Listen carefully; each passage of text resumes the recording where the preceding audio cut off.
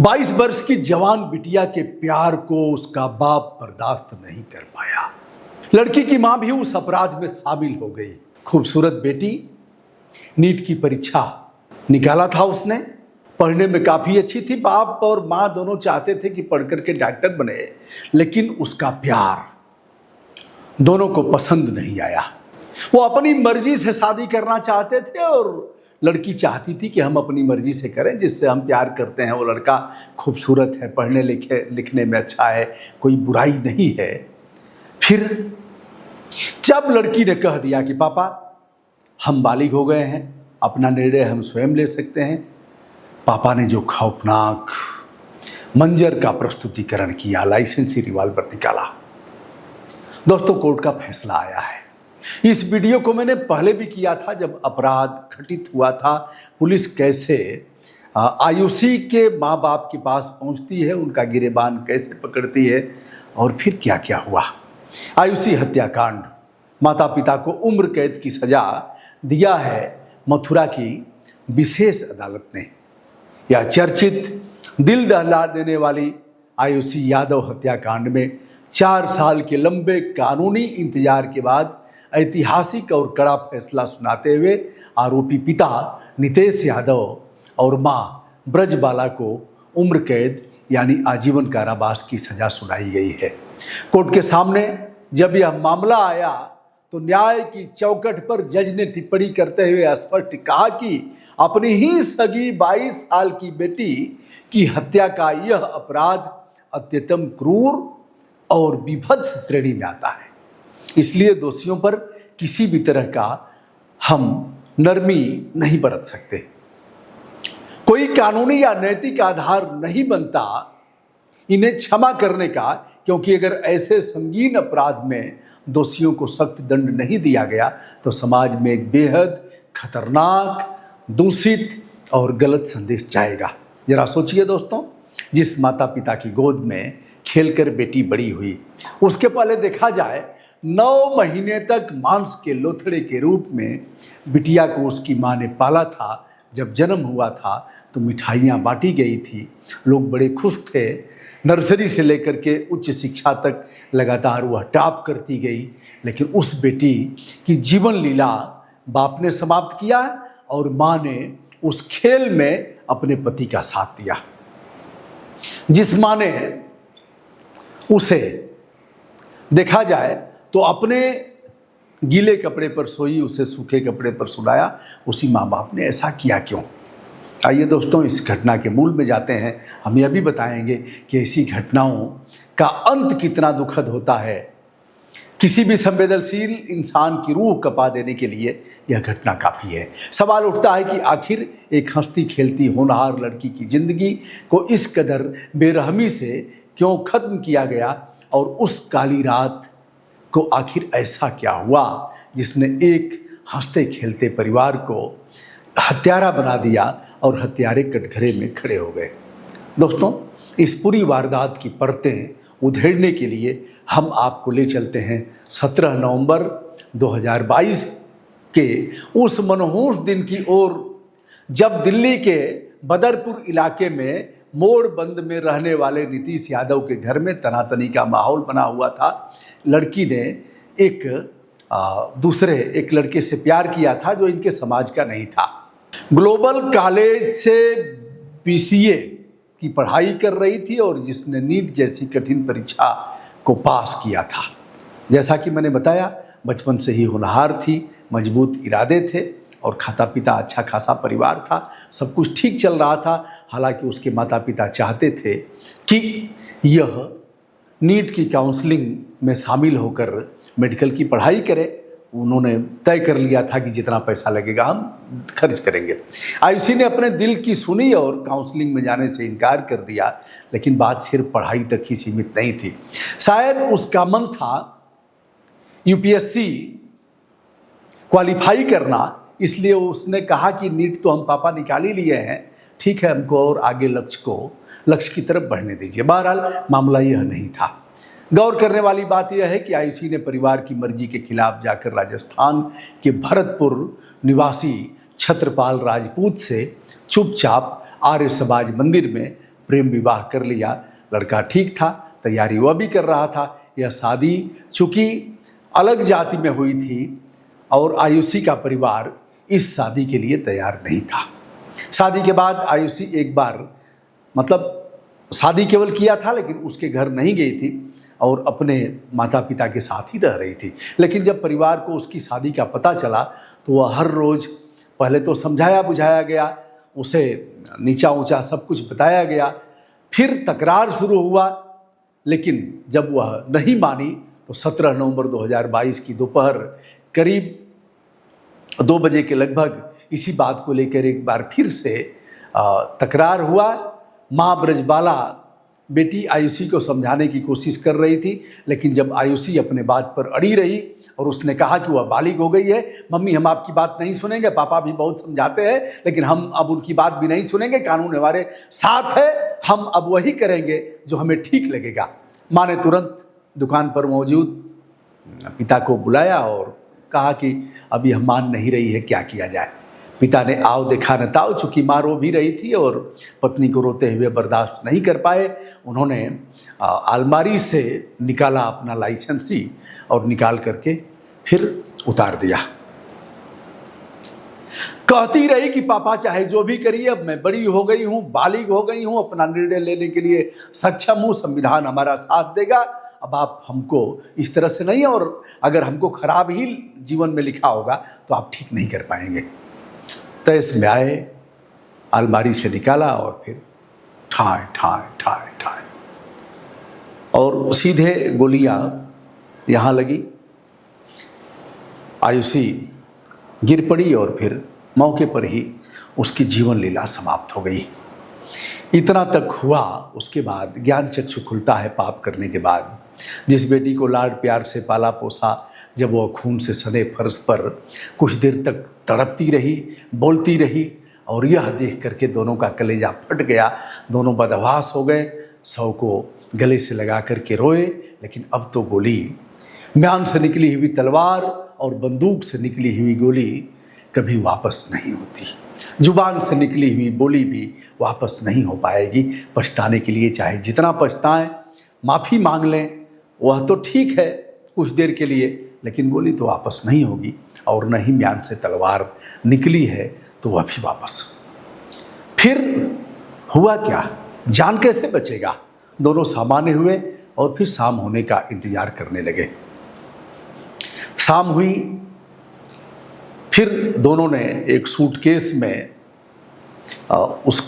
उसके पार्थिव शरीर को पॉलीथीन में रख करके सूटकेस में रखा, क्योंकि रक्तस्राव भी हो रहा था। और फिर वह बाहर आता, इसलिए सब कुछ ठीक ठाक करके फिर बेटी के शव को ठिकाने लगाने की बात वह लोग सोचने लगे, किया क्या जाए।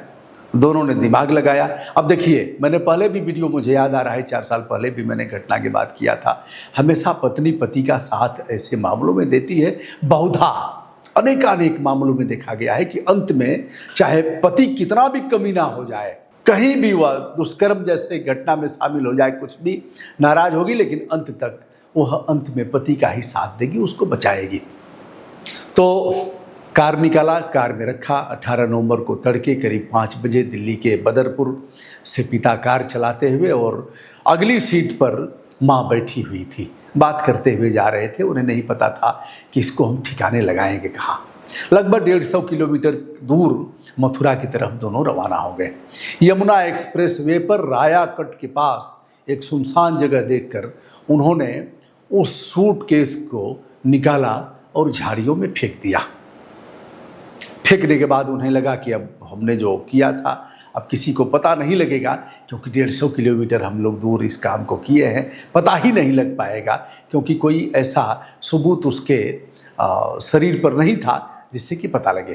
कुदरत का कानून और अपराध की सजा तो मिलती ही है। खैर खून खांसी खुशी, बैर प्रीति मदपान, रहीमन दाबे ना दबे, जानत सकल जहान। अब एक सवाल यह भी है कि एक किसी ने देखा और देख करके पुलिस को सूचना किया। 112 पर पुलिस पहुंचती है और फिर सूटकेस को ले जाती है, खोलती है, देखती है कि उसमें एक जवान लड़की का पार्थिव शरीर है और ब्लड भी है। बाद में उसका पोस्टमार्टम कराया जाता है, तो पोस्टमार्टम में कई चोटें आती हैं और फिर उसका भी आता है, क्योंकि सीधे में उतार दिया था। अब इसका समाचार पत्रों में भी प्रकाशित होता है। इसके साथ ही बताते हैं कि जो उसका प्रेमी था उसको भी कुछ पता लग गया था, क्योंकि जो भी होता था परिवार में वो सब कुछ बताती थी। जब उसका फ़ोन नहीं मिला तो उसने भी पुलिस को सूचना दिया होगा। बहरहाल इस मामले में मथुरा पुलिस किसी भी तरह अपने सूत्रों के आधार पर पहुंचती है दिल्ली के बदरपुर। अलग अलग टीमें गठित की जाती हैं। टोल प्लाजा से सीसी फुटेज लिया जाता है, कौन सी कार आई थी, लेकिन कार के डिग्गी में रखा है अथवा सीट पर रखा है तो पता तो लगेगा नहीं लग पाया। बहरहाल कैमरे खंगाले गए, वहाँ के मोबाइल का लोकेशन लिया गया। सब कुछ करने के बाद दिल्ली में पहुँच जाती है मथुरा पुलिस। पहुँचने के बाद ले आती है उनको बदरपुर इलाके से आयुषी के पिता और माता को ले आती है। ले आने के बाद वह शव की पहचान कराती है। जैसे ही शव की पहचान इन लोगों ने किया वैसे ही फूट फूट करके रोने लगे। ब्रजबाला तथा छोटा भाई आयुष भी था। मथुरा के पोस्टमार्टम हाउस में पहुंचने के बाद अब यह लोग फूट फूट करके रोए हैं। वो अपनी बहन को देख करके रोया है और यह अपनी बिटिया को देख करके रोई है। पहचान कर लिया, कहा हमारी बिटिया की ही लाश है और कैसे हुआ है हमें नहीं पता। पुलिस को तो सब पता हो गया था, क्योंकि चेहरा बताता है कि अपराध किस स्तर का है और ये अपराधी हैं अथवा नहीं है। अब उसके पिता से भी पूछा गया तो उसने भी कड़ाई करने के बाद जुर्म कबूल कर लिया।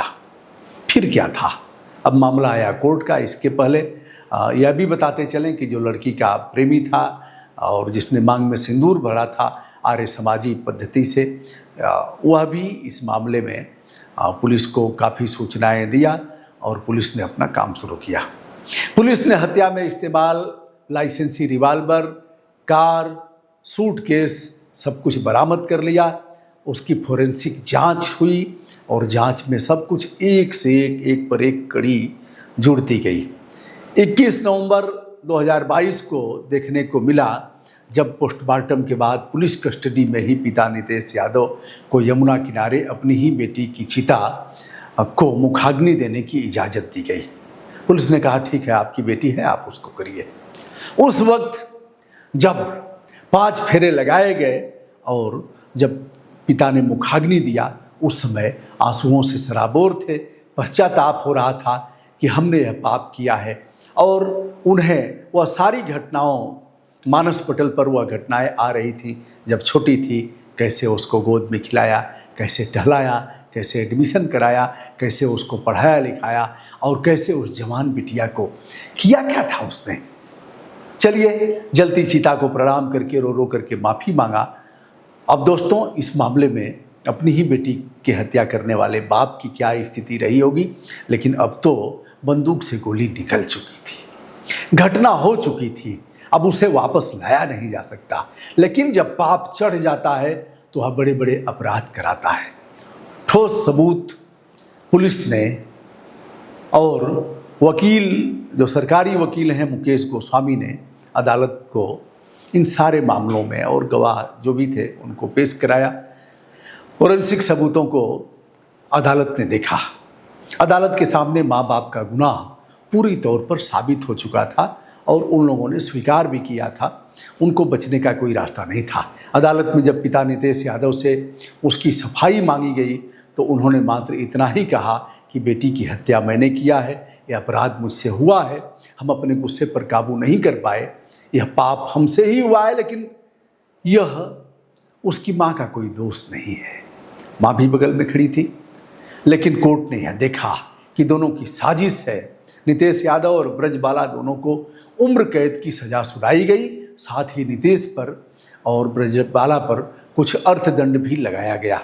दोस्तों, एक बार आप ठंडे दिमाग से अगर सोचेंगे तो यह केवल एक आपराधिक वारदात की श्रेणी में यह मामला नहीं है, बल्कि आयुषी यादव हत्याकांड एक ऐसी दर्दनाक घटना है जिसने समाज, पारिवारिक सोच और ऑनर किलिंग जैसे गंभीर विषय पर कई कड़े सवाल खड़े कर दिए हैं। जब कोई बच्चा अपनी पसंद से शादी करता है या किसी प्रेम प्रसंग में पड़ता है तो माता पिता का अत्यधिक आक्रोश या आक्रामक व्यवहार केवल उस बच्चे की जान नहीं लेता, बल्कि पूरे परिवार और उससे जुड़े हर व्यक्ति की जिंदगी को पूरी तौर पर तबाह कर देता है।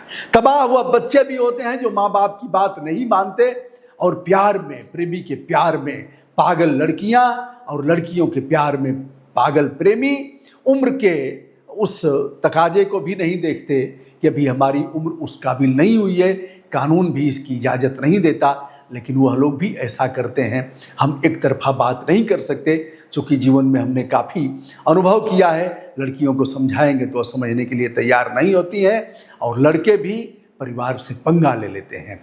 22 साल की आयुषी यादव जो एक होनहार, महत्वाकांक्षी और अग्रिम पंक्ति की लड़की थी, जो नीट की परीक्षा उत्तीर्ण किया था, बीसीए की पढ़ाई कर रही थी, उसकी जीवन लीला महज 22 साल की उम्र में ही समाप्त किया उसके बेरहम बाप ने और उसकी माँ ने।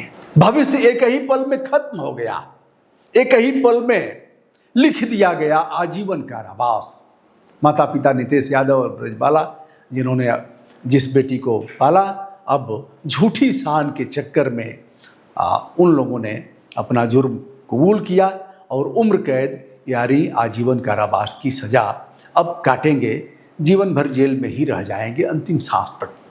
हो सकता है 14 वर्ष बाद गवर्नर के यहाँ कोई याचिका हो और ठीक है इनकी सज़ा कम हो जाए, हो सकता है छूट जाए, लेकिन जीवन के महत्वपूर्ण जो वर्ष हैं वह तो समाप्त हो गए। जीवन भर उनकी बिटिया उनके आंख के सामने नाचेगी और कहेगी कि पापा, मम्मी, आपने क्यों किया ऐसा। दोस्तों, अगर आपके सामने भी स्वाभाविक है, अरे किसी के घर का उजागर हो गया है, किसी के घर का नहीं हुआ है, यही न है, सबकी उखियाँ पतई है, ऐसे कहल जाला, एगो कहावत है। तो भैया अगर ऐसा मामला आवे तो समझौला बुझौला के काम है, खाल ऊँच कुल बता देवे के एकर मतलब का होई, एकर असर का होई। ये बछिया अगर मनबू तो ठीक है, ना मनबू तो जा। कई लोगों ने अपने बेटियों की जीते जीत रेव दशा कर दिया, पिंडदान कर दिया, तेरही भी किया। ऐसे मामलों को भी आपने देखा है। बहुत से मामले ऐसे भी हैं कि बेटियों की शादी करके फिर उन लोगों ने शादी क्या मतलब छोड़ दिया और उसके बाद कभी उधर पलट करके नहीं देखे। ऐसे मामले भी जानता हूँ कि 10 साल, 20 साल, 25 साल, 30 साल बाद फिर आना जाना हुआ, क्योंकि तब तक नाती पोता हो गए थे, बड़े बड़े हो गए थे, उन्होंने अपने ननिहाल को खोजना शुरू किया और फिर संबंध भी हो गए। ऐसा भी मैंने देखा है। आप कहेंगे तो इस तरह के तमाम मामलों पर मैं प्रकाश डालूंगा। ऑनर किलिंग किसी भी समस्या का समाधान बिल्कुल नहीं हो सकता। यह तो समस्या की गंभीरता और कानूनी जटिलता को कई गुना अधिक बढ़ा देता है। जो माता पिता सोचते हैं कि हत्या करके वे समाज में सिर उठा करके जी सकेंगे। बहुत बार तो लड़की का भाई मक्खनचुआ, अरे गुटकवा खाने वाला मक्खनचुआ, अपनी बहनिया को मार मार के जान ले लिया। कई मामले ऐसे हैं। मक्खनचुआ खुद आंख लड़ाता है, कई जगह दाएं बाएं करता है, घर में भी कूद गया था, लेकिन मक्खनचुआ अपनी बहनिया को बर्दाश्त नहीं कर पाएगा। तो कई मक्खनचुआ भी जेल की सलाखों में है। आप कहेंगे तो उस पर भी हम चर्चा करेंगे। कुल मिलाकर के हंसते खेलते परिवार को पूरी तौर पर बर्बाद होते हुए देख रहा हूँ। जिम्मेदार कौन, बताइएगा। मैं एक सोशल वर्कर, पत्रकार के साथ सोशल वर्कर भी हूँ और सोशल लीडर भी हूँ। हमारा यह धर्म है कि हम आपको अवगत कराएं और यह जरूर बताएं कि 3 छुपाए ना छुपे, चोरी हत्या पाप। अनुच्छेद 21 के तहत हर नागरिक को अपने पसंद से जीने और जीवन साथी को चुनने का अधिकार प्राप्त है। एक प्रस्तोता के रूप में मेरा यह संवैधानिक और सामाजिक कर्तव्य है, दायित्व है कि अभिभावकों को समझाया जाए, टोका टाकी किया जाए, उन्हें जागरूक किया जाए, ताकि भविष्य में इस प्रकार आयुषी हत्याकांड जैसी घटनाएं न हो सकें, मासूम बिटिया की जान न गंवानी पड़े और जेल में आपको न जाना पड़े। इसलिए हमारा दायित्व है कि बच्चे बालिग हैं तो उनके साथ उनका संविधान है, उनका अधिकार है, उनके अधिकारों का दमन करने के बजाय उनसे संवाद स्थापित करें। अब अंतिम सवाल यह है कि आखिर अंतर्जातीय विवाह या प्रेम प्रसंगों के मामले में माता पिता को गुस्से के बजाय परिपक्वता और संवेदनशीलता से काम कैसे लेना चाहिए। सबसे पहली बात, संवाद, खुलेपन को प्राथमिकता दें। अब देखिए, हम बता देते हैं, हमने अपने ही बच्चों से बात किया, सबसे बात किया। हमारी बेटियां, हमारे घर में 7 बेटियां थीं, 7 बेटियां हैं, ठीक क्या, 5 की शादी हो गई है, भाई साहब और हमारा लेकर के। तो सारे बच्चों से हमने बात किया, कहीं कुछ हो तो बताओ बेटा, हम खूंटे में नहीं बांधेंगे, जैसी तुम्हारी मर्जी होगी वही करेंगे। लेकिन ठीक है, बच्चों ने कहा कि नहीं पापा कुछ नहीं है, अंकल जी कुछ नहीं है, जैसा आप चाहें, लेकिन हमको पढ़ने का समय दिया जाए। तो ठीक है, चलो समय दिया गया। सबने विवाह किया, विवाह के रिश्ते भी आए। चूँकि हमारा जो यह था सोशल मीडिया के तौर पर, तो अभी आए। कुल मिलाकर के इस घटना से आप क्या सीख लेते हैं? आपके कमेंट हम आदर के साथ आमंत्रित कर रहे हैं। कृपया हमारा भी मार्गदर्शन करें और बताएं इस मामले में आपके क्या विचार हैं। मैं हूं ब्रजभूषण दुबे, संपूर्ण आदर के साथ आप सभी तक अपना प्रणाम निवेदित कर रहा हूं।